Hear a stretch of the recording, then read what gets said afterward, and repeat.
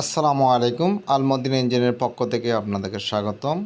আজকে একটি ফুল structural design সহ আপনাদের মাঝে নিয়ে আসছি। একটি বাড়ি ডিজাইন করার পরে ফ্লোর প্ল্যান করার পরে কীভাবে স্ট্রাকচারাল ডিজাইনটা করা হয়, কয়টা পেজ থাকে। অনেকের ধারণা আছে কি একটা ফ্লোর প্ল্যান করলে কি চলবে কি না। এখানে দেখুন প্রত্যেকটা কাজ কীভাবে দেওয়া আছে। এটা হচ্ছে আপনার ওয়ার্কিং ড্রয়িং, এটা হচ্ছে আপনার ফার্স্ট ফ্লোর।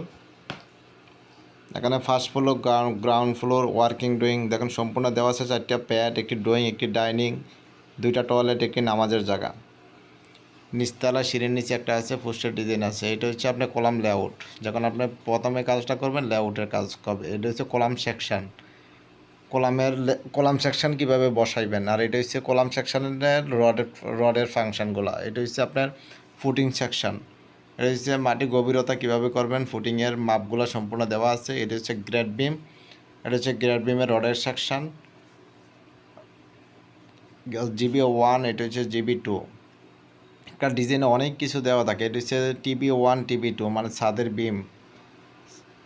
আর হচ্ছে আপনার ছাদের রড বাইন্ডিংয়ের কাজ।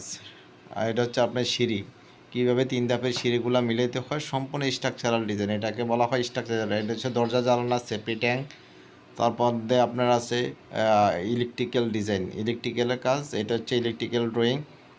তারপর হচ্ছে আপনার প্লাম্বিংয়ের ড্রয়িং, প্লাম্বিংয়ের সম্পূর্ণ ডকুমেন্টস এটা দেওয়া আছে। তাই আপনারা যখন একজন দক্ষ ইঞ্জিনিয়ার ডিজাইন করবেন, সম্পূর্ণ ডিজাইন আপনাদের এটার থেকে ডিজাইন নিতে পারবেন। ডিজাইনের জন্য আমাদের চ্যানেলটি সাবস্ক্রাইব করে আমাদের